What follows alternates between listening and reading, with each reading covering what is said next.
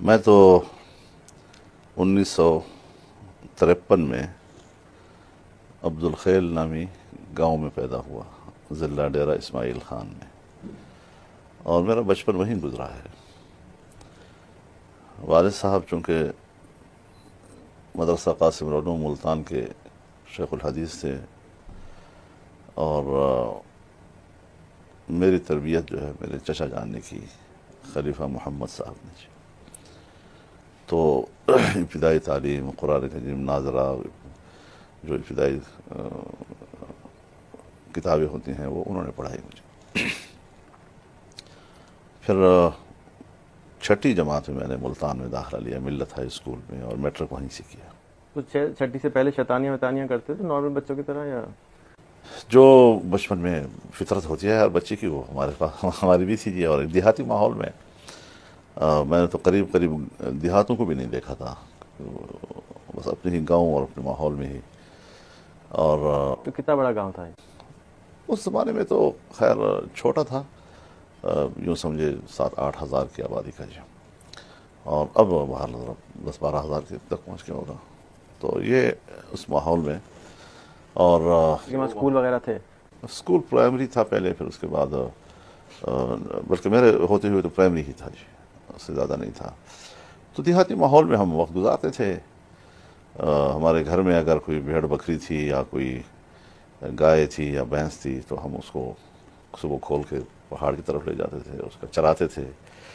پھر وہ بھی سنت پہ عمل کرتے تو ان کے لیے گھاس وغیرہ کاٹ کے لانا، تو یہ سارے کام ہم نے کیے ہیں یہ بچپن میں، اور بالکل دیہاتی ماحول میں یہی ہماری زندگی تھی۔ صبح ہم پڑھتے تھے، پھر اس کے بعد ہم کام پہ نکلتے تھے، پھر اس کے بعد ظہر کو پھر پڑھتے تھے جی۔ یہ مشغلے رہے ہیں۔ پھر اسکول میں آ گیا تو 70 میں نے میٹرک کیا جی، اور پھر میں دیہاتوں میں چلا گیا پڑھنے کے لیے۔ تو ان دیہاتوں میں کوئی پانی تک بھی نہیں ہوتا تھا، کھارا پانی ہوتا تھا، ہم کوئی دریا سے میٹھا پانی لاتے تھے، اور بجلی بھی نہیں ہوتی تھی، تو لالٹین کے سامنے ہم رات کو پڑھتے تھے۔ اور کبھی غفلت ہو جاتی تھی کہ تیل ختم ہو گیا ہے اور ہم نیا لائے بھی نہیں ہیں، تو پھر اندھیرا ہوتا تھا جی۔ تو وہ بڑی تکلیف دہ وقت ہوتا، کیونکہ صبح استاد نے سننا ہوتا تھا، اور ہم حفظ یاد کرتے تھے سبق کو جی، اور صبح پورا سبق ہم سناتے تھے استاد کو، تو بڑا مشکل ہوتا تھا۔ تو کبھی کبھی پھر ہمیں یہ بھی کرنا پڑتا تھا کہ روڈ پہ نکل آتے تھے، تو کوئی بس آ رہی ہے، تو کبھی کوئی ٹرک آ رہا ہے، تو اس کے روشنی میں پھر وہ کاپی کھول لیتے تھے، تو جب تک اس کی روشنی پڑتی تھی تھوڑا تھوڑا یاد کرتے تھے۔ تو اس طریقے سے ہماری ابتدا تعلیم کی ہوئی ہے۔ پھر اس کے بعد 71-70 کا الیکشن ہو گیا، پھر 71 میں پاکستان دو لخت ہو گیا، لیکن میری زندگی دیہاتوں میں ہی گزری جی۔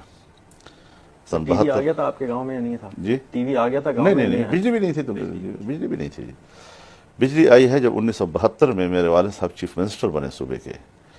1 یونٹ ٹوٹنے کے بعد پہلے وزیر اعلیٰ میرے والد صاحب تھے صوبے کے، تو انہوں نے پھر اپنے علاقے کے لیے پلان بنایا، جو جتنی بھی دیہاتیں تھیں وہاں پر چونکہ کہیں بھی بجلی نہیں تھی، تو ان کے لیے بجلی، پینے کا پانی، کہیں پر ڈسپینسری، کہیں کچھ سکولز وغیرہ انہوں نے ایک پلان کیا۔ لیکن وہ 9 مہینے کی حکومت تھی، مشکل سے ایک ہی بجٹ پاس کر کے منظوری دے دی انہوں نے، اور پھر وہ بعد میں روک دی گئی ساری چیزیں جی۔ لیکن ہمارا گاؤں اس میں بجلی کم از کم آ گئی تھی جی۔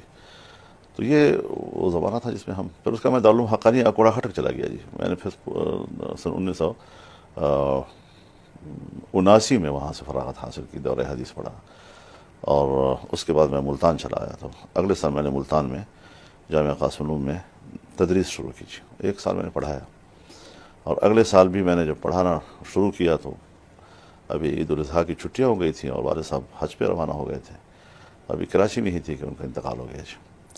پھر تو جو میرے علماء کی ذمہ داریاں سر پہ آ گئیں، دوستوں نے کہا آپ نے اس میدان میں آنا ہے، اس محاذ پہ۔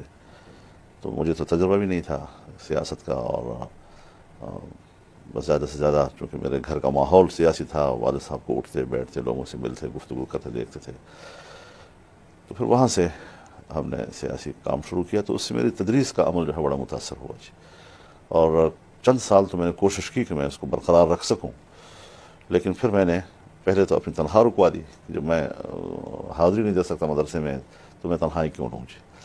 پھر اس کے بعد جب میں نے محسوس کیا کہ میں بالکل بھی مدرسے کو وقت نہیں دے سکتا، تو پھر میں جامعہ قاسم العلوم سے رخصت لے کر ڈیرہ اسماعیل خان چلا گیا، اور وہاں میں نے پھر ایک جامعہ کی بنیاد رکھی، جامعۃ المعارف الشرعیہ کے نام سے ابھی بھی وہاں پر علمی خدمات ہیں، کیونکہ میں زیادہ وہاں پر تدریسی خدمات نہیں انجام دے سکتا، میرے سارے سال کی جو سیاسی مصروفیات ہوتی ہیں، لیکن ایک سلسلہ وہاں ایک نسبت علم کے ساتھ اور دینی علوم کے ساتھ وہ برقرار ہے میرا۔ تو یہی زندگی ہماری چلی آ رہی ہے الحمدللہ۔